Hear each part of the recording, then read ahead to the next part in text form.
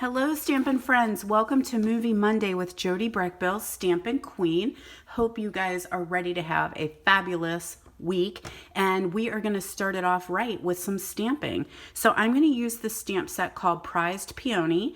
It is in the new annual catalog. I shouldn't say new anymore. It came out in June, and we are already into September, so it's not quite so new, but it is in that catalog, and it is a gorgeous bundle. So of course we get the stamp set right here, and this is a detailed stamp set, so it's one of those that when you stamp, the images kind of come out looking almost realistic a little bit. And then of course we have got a amazing die set that goes with it. And this is a bundle. You can bundle it together for $57.50, saving yourself 10%.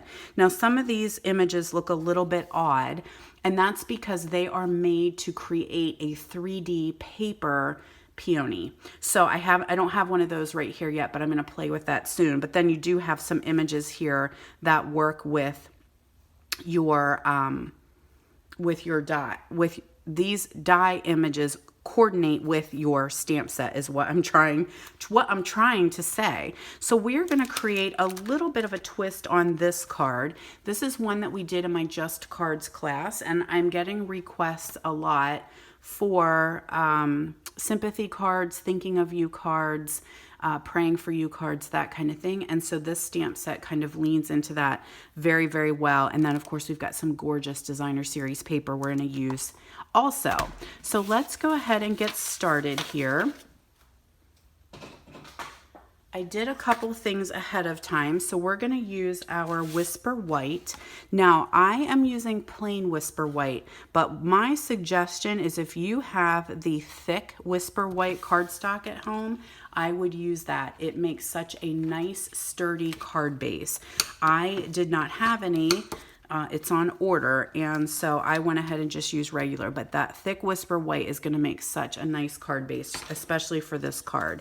Now, I needed to be a little bit cheapy on my designer series paper, so I just cut mine both at 2 inches by 4 1/4, and they're going to meet here in the center. If you see on my sample, I did a little bit of an overlap here. So one thing with this piece is that you could totally color this if you wanted to. You could use markers or Stampin' Blends or alcohol markers, and if you wanted to give a little bit more pop to that black and white DSP or that gray and white DSP, you totally could by adding in some color with some sponging too. That would work, or my favorite, the blends. Love them. And so we're just going to attach this panel to the left, and then we will meet it in the middle with the pink panel to the right. And this is I don't know its name, but it coordinates with the Prized Peony stamp set.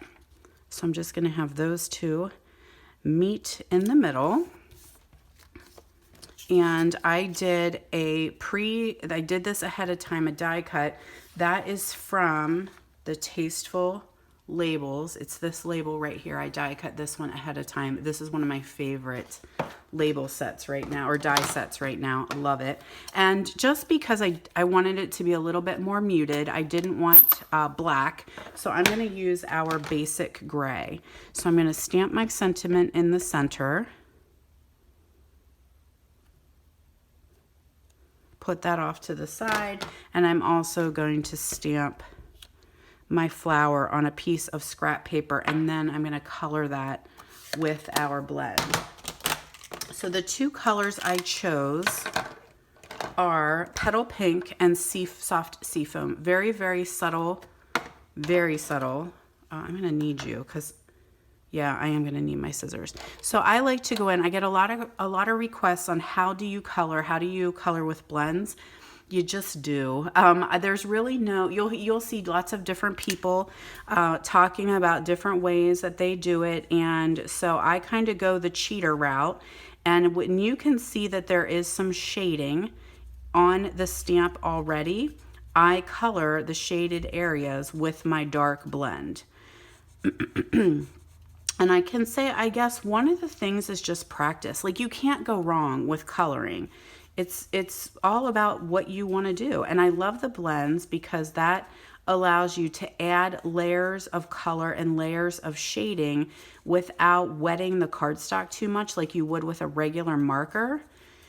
Because the alcohol is drying as you are working with it, and it just allows you to go back and add more color if you want. You can always add more color. You can't, well, you can take it away a little bit with the color lifter that we have associated with the Stampin' Blends. So I just went in and added some dark shading in there. I do dark first. Some demos do light first and then go back and add the dark.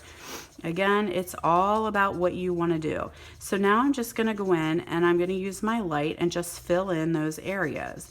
And I'm doing some of them like with a super light touch because I kind of want it to really look washed out a little bit. And the other trick I use is I color in circles. I don't color like this. I kind of color in circles. I don't know why, I just do. I don't know if that's a thing that you're supposed to do, but that's what I do.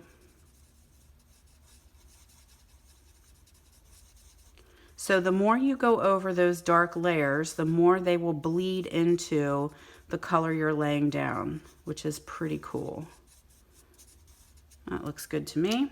Now I'm not going to worry about lights and darks with my leaves because they are so tiny anyway.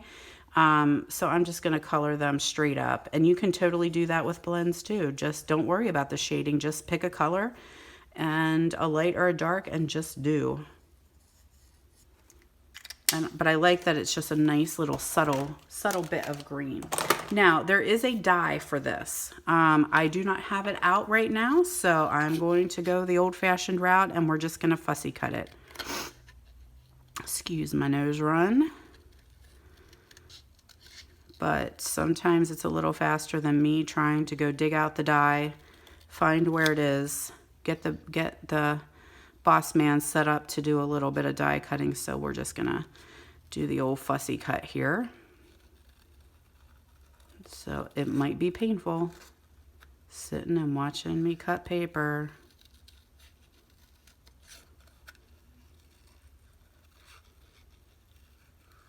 And I'm leaving a little bit of an edge. I like a little bit of a white edge. I don't like to go real tight up against it.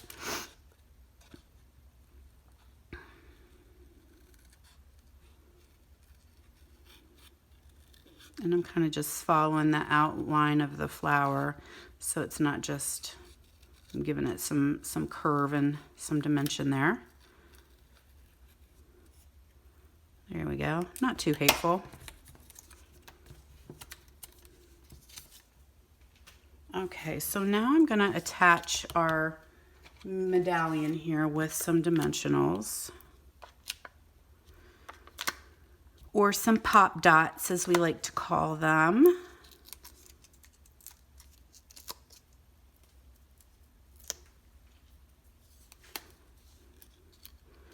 I did just put that right in the center, and then I'm going to put a dimensional up top on my flower and a little bit of adhesive. Oh, I have a sneeze coming.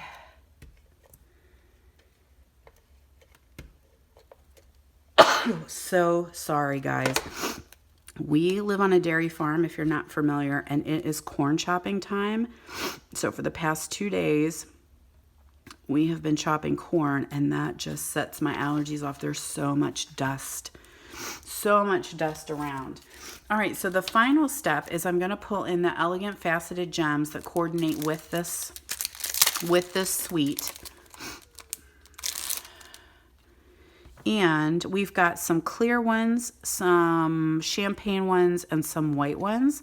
So I'm just going to put some white ones on. They kind of have a little bit of glitter in them, which is very pretty.